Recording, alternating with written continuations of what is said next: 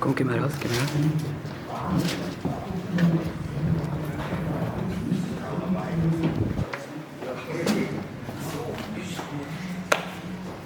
Bist du bereit? Oh ja, und wie?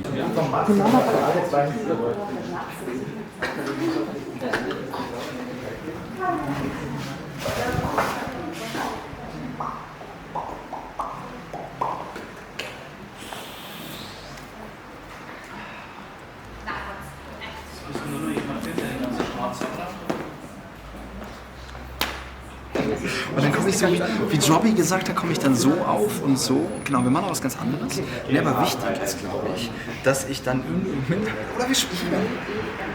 Da? Hier spielen wir. Also da. Ja, genau, auf dem Tisch.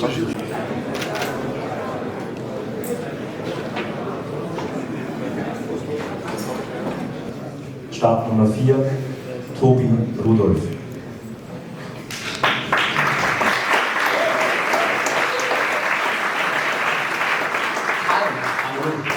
Hi, wie ist dein Name? Gerhard, hi Gerhard, danke fürs Mitmachen. Guten Tag, hallo. Ich werde oft gefragt, Mensch Tobi, sag mal, wenn ich irgendwo auf Partys oder so zauber, Mensch Tobi, sag mal, kannst du auch was Cooles? Kannst du auch zum Beispiel Geld zaubern? Und die Antwort darauf ist relativ einfach, nee, eigentlich nicht. Aber die letzten 3 Jahre habe ich damit verbracht, eine Kleinigkeit zu üben. Und zwar mir beizubringen, Geld zu zaubern. Und heute möchte ich das mit euch teilen.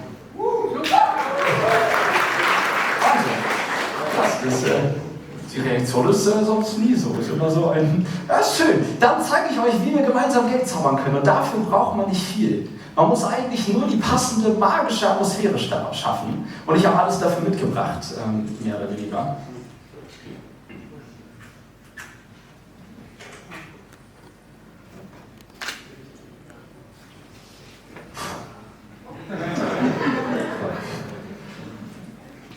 Ich habe jetzt 10 Minuten. Die sind voll. So.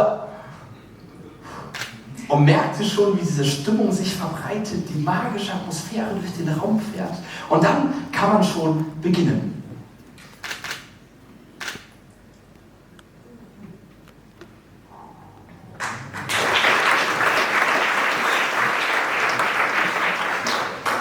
Ja, danke. Und ich weiß genau, was ihr denkt. Ihr denkt bestimmt, das ist ja ganz nett. Aber geht da nicht noch mehr? Ja, wir kommen auch sofort zu den höheren Beträgen, aber wo wir die Münze schon mal haben, brauchen wir die Kerze, glaube ich, erstmal nicht mehr. Wow. Anscheinend brauchen wir die Kerze doch. Ich mache sie noch mal ganz kurz an und dann können wir nämlich mit der Münze direkt weitermachen. So. Wobei, da kommt mir eine Idee. Wie wär's, wenn wir Folgendes versuchen?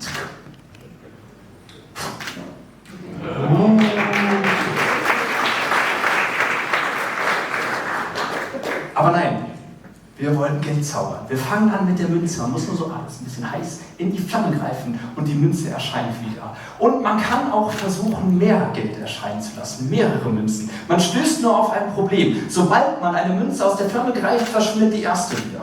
Es ist quasi ein Erhaltungsgesetz von Münzen. Es ist ein Energiegelderhaltungsgesetz. Es ist total verrückt. Immer wenn man versucht, eine weitere erscheinen zu lassen, verschwindet die erste. Ich mache das so lange, bis sie klatscht.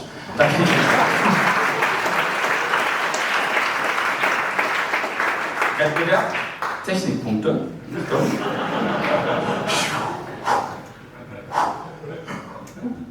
Habe ich mir erwartet, kein Problem. Wir machen weiter mit dem wirklichen Geldzaubern. Wenn man höhere Beträge zaubern möchte, aus einer Münze, muss man Folgendes tun. Man muss die Münze ein bisschen erhitzen. Und dann verändert sie leicht ihre Konsistenz.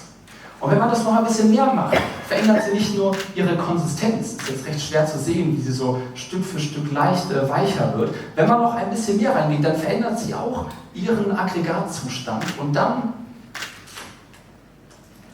hat man mehr Geld.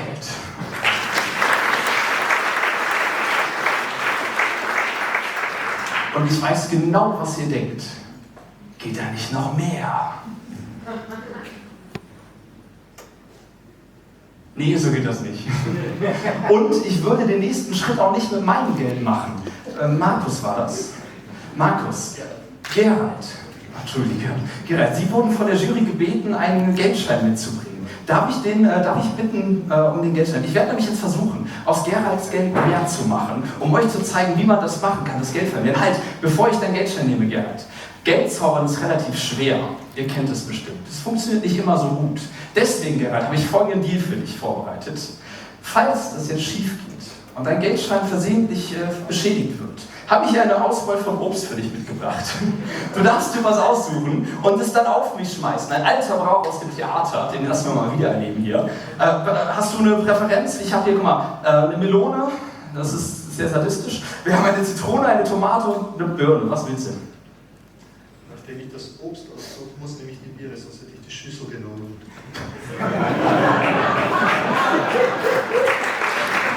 Und ich dachte, mit der Melone überschreite ich Grenzen, aber Gerald, nein, du wolltest die Schüssel. Na gut, dann bekommst du einmal die Birne von mir. Und Gerald, das kriegst du im Austausch zu deinem Geldschein.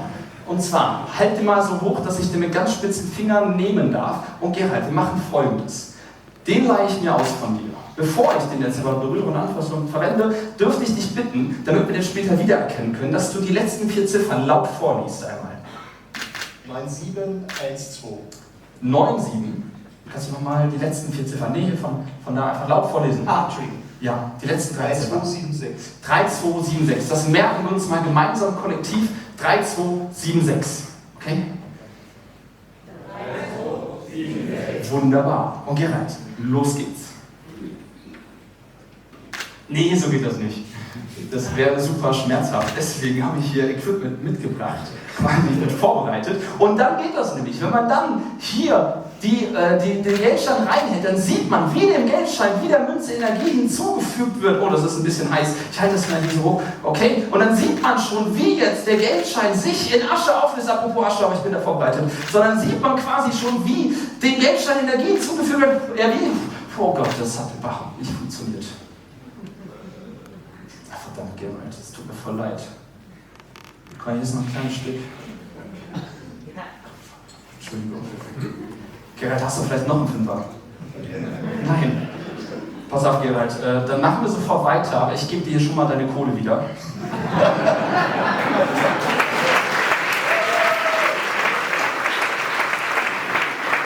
Pass auf, Gerald, du darfst die Birne auf mich schmeißen. Oder wie wär's, wenn ich dir deinen Fünfer zurückzauber? Besser das, Gott sei Dank, das sagen nicht alle. Wir machen das wie folgt. Damit wir jetzt deinen Fünfer wieder erscheinen lassen können, halt doch mal die Birne kurz nach vorne. Was wir dafür bräuchten, wäre nicht nur, ja, es wäre eigentlich ein Wunder, was wir jetzt bräuchten.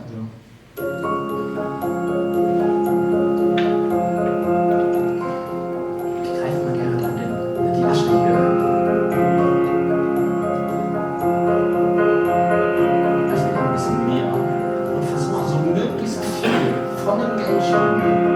Wieder erscheinen zu lassen. Gerald, das sah jetzt bescheuert aus, aber was du jetzt bräuchtest, wäre nicht nur noch ein Wunder, sondern auch ein Messer. Hast du zufällig eins mitgebracht? Ach, keine Sorge, ich bin da vorbereitet. Gerald, schau mir mal auf die Finger. Die Hände sind leer. Die Birne hältst du die ganze Zeit. Und schon bevor ich den Geldschein genommen habe, hältst du diese Birne. Und ich fahre mal am Äquator der Birne entlang mit diesem Messer. Schau nicht, dass da irgendwas drin verborgen oder versteckt ist, ich da was reinmauschel. Ich öffne die Birne und in der Mitte der Birne ist etwas Kleines. Es ist recht schwer zu sehen auf dieser großen Bühne, aber es ist ja, kannst du mal mit spitzen Fingern da reingreifen, das rausholen. Wie schaut das aus, Gerald? Wie ein Geldschein. Wie ein Geldschein. Roll den mal ein bisschen auf.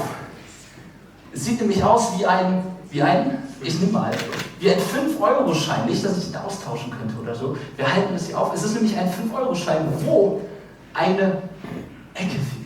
Und Gerald, bevor wir schauen, ob die Ecke noch passt, die da übrig geblieben ist, Gerald, kannst du die letzten 4 Ziffern des Scheins mal laut vorlesen? 3276.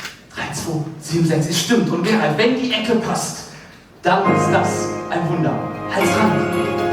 Ja genau, sie passt. Es ist Geralds Schein. Sie passt. Sie passt. Es ist ein Wunder. Und Gerald, ich mache Folgendes. Ich kann dich ja nicht diesen Schein laufen lassen. Ich werde die Ecke noch ganz kurz hier wieder dran machen, sodass der Schein ganz ist. Das ist dein Schein und dein Applaus.